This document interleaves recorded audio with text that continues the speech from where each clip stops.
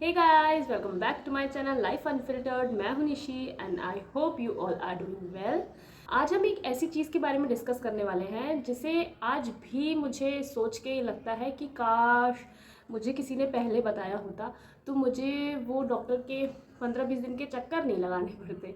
तो मुझे आज भी उस चीज़ का रिग्रेट है और मेरे ऑल्टरनेट डेज ड्रिप लग रही थी, हॉस्पिटल के चक्कर लगाने पड़ रहे थे मुझे कोविड के टाइम पे and I think 2 years back.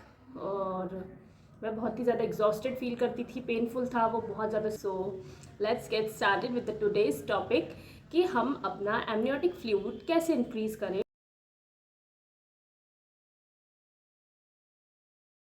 सबसे पहले हम जानते हैं कि एमनियोटिक फ्लूइड एक्चुअली होता क्या है, ठीक है।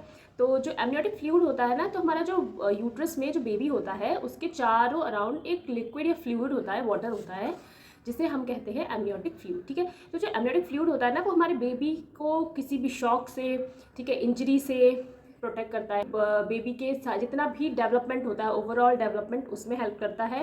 मतलब जितने भी ऑर्गन डेवलपमेंट होने होते हैं सब चीज़ में वो हेल्प करता है। तो इनकेस अगर आपका एमनियोटिक फ्लूइड का लेवल जो है वो कम हो जाता है तो ऑटोमेटिकली आपके बेबी का जो डेवलपमेंट होता है अपने वूम में, अपने यूट्रस में, वो स्लो डाउन प्रोसेस हो जाता है। और इन मैनी केसेस भी देखा गया है कि अगर जो एमनियोटिक फ्लूइड है वो एक रेंज से बहुत ज़्यादा लो हो गया है ना, तो इन दैट केसेस में बेबी की डेथ भी हो गई है। जो बेबी हमारे जो वूम में है वो उसी एमनियोटिक फ्लूइड में अपनी यूरिन पास करता है, यानी अपना सारा एक्सक्रीशन करता है, अपना अनवांटेड वेस्ट मटेरियल उसी में ही एमनियोटिक फ्लूइड में ही सिक्रीट करता है और ही एमनियोटिक फ्लूइड को वो स्वेलो कर लेता है। मतलब उसी एमनियोटिक फ्लूइड को इनटेक कर लेता है जिसमें वो एक्सक्रीशन करता है। जो रेडियोलॉजिस्ट होता है या फिर हमारे जो मंथली या पीरियोडिकली जो हमारे अल्ट्रासाउंड्स होते हैं या सोनोग्राफी होती है, उसमें हमारा जो रेडियोलॉजिस्ट होता है, जब भी आप अपना अल्ट्रासाउंड कराएंगे या डॉक्टर आपको प्रिस्क्राइब करेगा, तो जो आपका रेडियोलॉजिस्ट होगा ना, वो आपके सोनोग्राफी के बाद आपको बताएगा कि आपका जो एमनियोटिक फ्लूइड का रेंज है वो मतलब एक नॉर्मल रेंज में है कि नहीं, या एक्सटेंड हो रहा है या कम हो रहा है। और वो आपको तभी ज़रूर उस चीज़ पे फोकस करेगा जब या तो आपका एमनियोटिक फ्लूइड का लेवल बहुत ज़्यादा हाई हो जाता है या फिर बहुत ही ज़्यादा लो हो जाएगा। उस केस में वो आपको ज़रूर उस बारे में लेबल करेगा आपको कि आपको उसकी तरफ ध्यान देना है, एमनियोटिक फ्लूइड की तरफ। और फिर आप अपने डॉक्टर से उस बारे में ज़रूर कंसल्ट करेंगे। तो अब हम आते हैं उन होम रेमेडीज़ पे जिसके थ्रू आप मतलब घर पे ही खाने पीने के साथ अपने एमनियोटिक फ्लूइड के लेवल को कैसे राइज कर सकते हैं, ठीक है।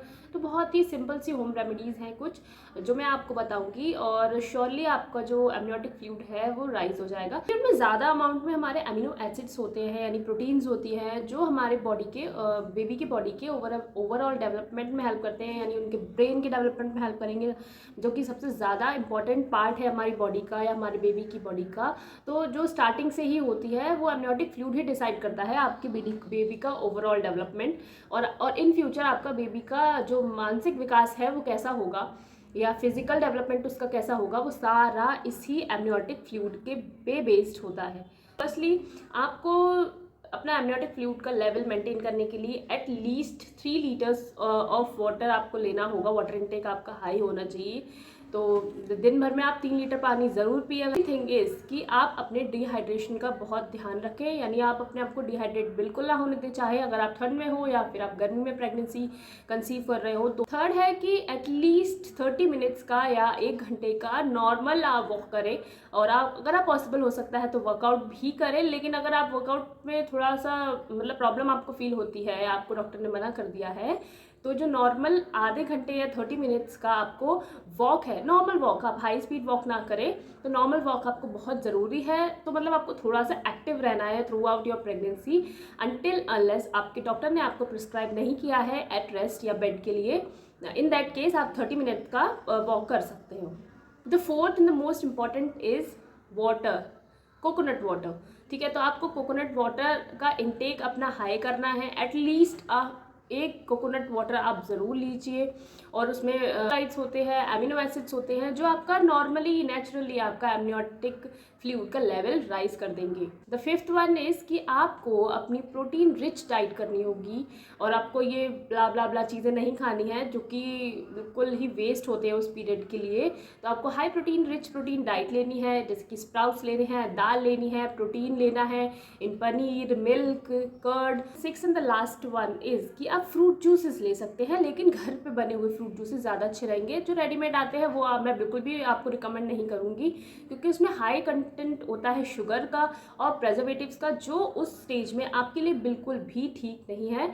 तो आप घर पे जूस निकालिए, और जैसे कि है मौसमी है, अनार है, और सबसे इम्पॉर्टेंट फ्रूट हो सकता है आपको उस पीरियड के लिए कीवी जो होता है ना, वो आपके बेबी के ब्रेन डेवलपमेंट में बहुत ही इंपॉर्टेंट रोल प्ले करता है, और थ्रू आउट द लाइफ आपको बेबी को हेल्प रहेगी कीवी फ्रूट की इनटेक से। And the second fruit I highly recommend you guys is the avocado. तो एवोकाडो की जो शेप होती है ना, वो भी कुछ यूट्रस शेप में होती है, तो वो नेचुरली ही आपके बेबी को प्रोटेक्ट करेगा, नरिश करेगा, उसके ब्रेन डेवलपमेंट और उसके बॉडी डेवलपमेंट में हेल्प करेगा। So if you like my today's video, then please like, share and subscribe, and don't forget to hit the bell icon to never miss an update. Thanks for watching.